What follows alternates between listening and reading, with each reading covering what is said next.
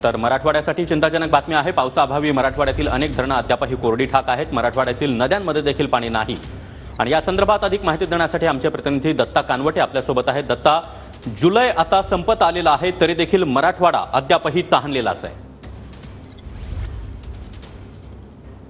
नक्कीच सागर, मराठवाड्यासाठी ही अत्यंत चिंतेची बाब आहे। पावसाळा अर्धा संपत आलेला आहे, मात्र मराठवाड्यात पाऊस नाही आणि मराठवाड्यातली जी महत्त्वाची धरणं आहेत ती सगळी कोरडी ठाक पडलेली आहेत। मराठवाड्यातलं सर्वात महत्त्वाचं जे धरण आहे 100 TMCचं जायकवाडी धरण, त्या धरणामध्ये सुद्धा फक्त 4% पाणीसाठा शिल्लक आहे। तर उर्वरित सगळी जी धरणं आहेत ती मृत साठ्यात गेलेली आहेत, कोरडी ठाक पडलेली आहे। त्यामुळे मराठवाड्याची चिंता या ठिकाणी वाढलेली आहे। आपण जर इतर विभागांचं बघितलं तर कोकण असेल, पश्चिम महाराष्ट्र असेल, विदर्भ असेल, या ठिकाणी नद्यांना मोठ्या प्रमाणात महापूर येतो। तिथले धरणांचे दरवाजे सुद्धा उघडण्यात आलेले आहेत, पाण्याचा विसर्ग करण्यात येतोय। मात्र मराठवाड्यामध्ये अजूनही धरणांना कोरडं पडलेली आहे। ही सगळी जी धरणं आपण बघू शकता ती अत्यंत मृत साठ्यातली धरणं आहेत। जी धरणांची तळ आहे तो सुद्धा उघडा पडला असल्याचं आपल्याला पाहायला मिळतंय। त्यामुळे मराठवाड्यामध्ये पिण्याच्या पाण्याचा प्रश्न आणि त्याचबरोबर सिंचनाच्या पाण्याचा प्रश्न सुद्धा निर्माण झालेला आहे।